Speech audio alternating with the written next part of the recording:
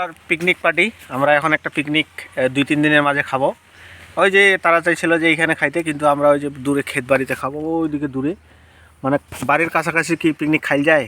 এই যে আমাদের প্রধান সদস্য মোহাম্মদ মুনতাহা, আর তারপর ওই যে মরিচ সাপ্লাই, মরিচ ব্যবসায়ী মোহাম্মদ খাদিজা খাদি, এবং তারপর আছে যে পিকনিকের প্রজেক্ট ম্যানেজার ফাতেমা। আমি হচ্ছি খড়িম্যান। এই যে খড়ি কাটতেছি, বড় বড় গুড়ি, আবার অনেকগুলো খড়িও সংগ্রহ করছি এখানে।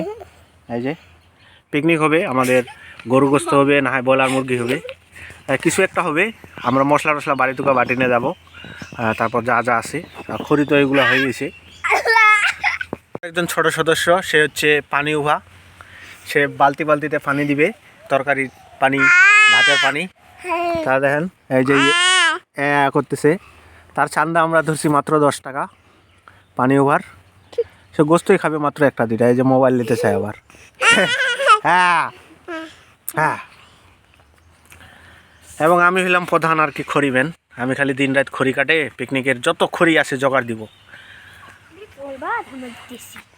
ঠিক আছে, তাহলে আমাদের পিকনিক ডেটে দেখা হবে, পিকনিকের ময়দানে দেখা হবে। আপনারাও যোগ দিতে চাইলে 100 টাকা বিকাশ করে আমাদের সাথে যোগদান দিতে পারেন।